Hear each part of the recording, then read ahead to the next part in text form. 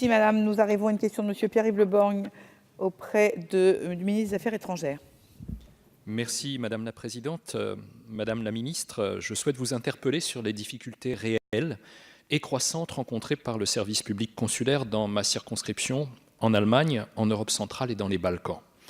Depuis une quinzaine d'années, survivant aux alternances politiques, la recherche systématique d'économie par le ministère des Affaires étrangères a fini par éloigner le service public consulaire des Français établis hors des capitales nationales ou des très grandes villes dotées d'un consulat de plein exercice.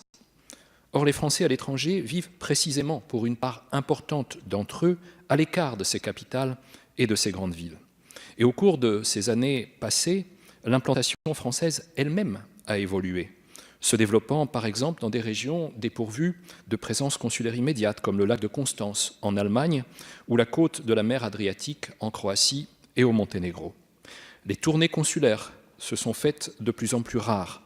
Pourtant, l'obligation de double comparution pour les demandes de passeport rend plus que jamais nécessaire le maintien d'un lien consulaire que la dématérialisation des démarches ne comble pas. Les Français à l'étranger ne peuvent se résoudre à voir le service public consulaire évoluer comme une peau de chagrin. Ce que je vous dis ici ce matin, Madame la Ministre, je le disais aussi durant le précédent quinquennat. J'en appelle à la volonté politique du gouvernement par opposition à la logique de l'administration. Je souhaite obtenir de vous, Madame la Ministre, l'engagement de densifier les tournées consulaires et de déployer une valise itinéra de seconde génération auprès des services consulaires à Berlin, Francfort, Munich, Bucarest, Vienne et Tirana. Les valises itinéra à Vienne et Tirana auraient vocation à être mutualisées avec nos services en Hongrie, République tchèque et Slovaquie et Pologne pour l'une, et en Macédoine, au Kosovo et au Monténégro pour l'autre. Je demande également au gouvernement de revenir sur sa décision de fermer notre service consulaire au Monténégro au regard de la présence française croissante, je dirais même exponentielle, sur la côte de l'Adriatique. La valise itinéra de seconde génération doit permettre au service public consulaire de sortir de ses murs et d'aller enfin vers nos compatriotes. Merci, monsieur le député. La parole est à madame la ministre de la fonction publique. Merci Madame la Présidente. Mesdames et Messieurs les députés, Monsieur le député Pierre-Yves Le Borgne, je voulais d'abord excuser mon collègue Matthias Fekl, puis cette question a été lui était d'abord adressée puisqu'il aujourd'hui accompagne le Premier ministre en Tunisie. Il m'a donc chargé de vous répondre. Le MEDI, le ministère des Affaires étrangères, procède, vous le savez, depuis plusieurs années à un réaménagement, vous l'avez dit, du réseau diplomatique et consulaire pour l'adapter à l'évolution de la présence française dans le monde et aux grandes tendances géopolitiques. Le choix a été fait de maintenir l'universalité du réseau français à l'étranger tout en développant la dématérialisation et la simplification des procédures. La création d'ambassades dites PPD, c'est-à-dire postes de présence diplomatique avec des missions allégées, recentrées sur la diplomatie d'influence, est une condition du maintien de l'universalité de notre réseau. Alors la transformation du poste au Monténégro en PPD s'inscrit dans cette démarche. Elle a été prévue et elle va se faire de cette manière. Les missions identifiées comme prioritaires pour ce poste restent d'ordre politique, économique et d'influence.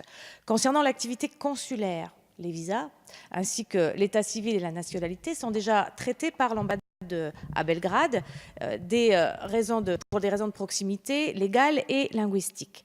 L'activité consulaire résiduelle est-elle transférée à Tirana ? Elle est faible, avec seulement 132 Français inscrits à son registre et seulement 23 titres d'identité et de voyage délivrés en 2015.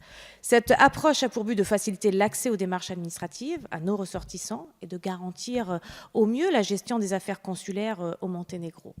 Le ministère sera attentif à doter les postes de la zone de moyens budgétaires qui permettront d'organiser, vous l'avez dit, des tournées consulaires nécessaires et puis un renfort en dispositif mobile de recueil qui pourra être bien sûr engagé. Vous l'avez proposé, nous allons effectivement utiliser justement ces valises itinéra, ces dispositifs de recueil de passeports biométriques biométrique conçu pour éviter des déplacements à nos ressortissants les plus éloignés des consulats. Francfort et Berlin disposent aujourd'hui d'une valise itinérable, mais une nouvelle version de ces valises, plus fiables, plus ergonomiques, sont en cours d'expérimentation dans votre circonscription, seront équipées Bucarest en priorité, car c'est le poste de rattachement de Chinizo, puis Berlin, comme vous l'avez aussi demandé, compte tenu de l'étendue de la circonscription consulaire. Permettez-moi de saisir l'occasion pour rappeler que la fin de la compétence territoriale pour les demandes de passeport permet aussi de faire une demande auprès du poste le plus proche, de leur domicile ou encore lors de déplacements en France. De plus, la mise en place prochaine de l'envoi des passeports par courrier sécurisé, procédure exclusive en faveur des Français de l'étranger, permettra aux usagers également qui le souhaitent de recevoir leur titre à domicile. Merci. Merci Madame la Ministre. La parole est à Monsieur Le Borgne pour 30 secondes, 26 même. Ça va être court, à la fois pour vous remercier, Madame la Ministre, de la réponse, et puis en même temps pour vous dire ma lassitude à l'égard du fond de ce que vous venez de dire. J'ai l'impression d'entendre l'administration parler. Ça fait 4 ans que j'entends ou que j'attends que le gouvernement intervienne.